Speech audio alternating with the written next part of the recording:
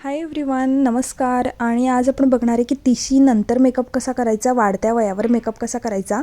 तर छान face wash करून झाल्यावर टोनर अप्लाय करायचं म्हणजे रोज वॉटर, त्यानंतर मॉइश्चरायझर छान लावून घ्यायचं.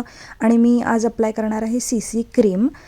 फाउंडेशन न वापरता आजचा आपण मेकअप करणार आहे. CC क्रीम छान ब्लेंड करून घेतल्यावर मी कन्सिलर घेतला आहे आणि अंडर आयला अप्लाय केलेला आहे. त्यानंतर आयब्रो फिल करून मी पूर्ण बेस हा सेट करून घेणार आहे.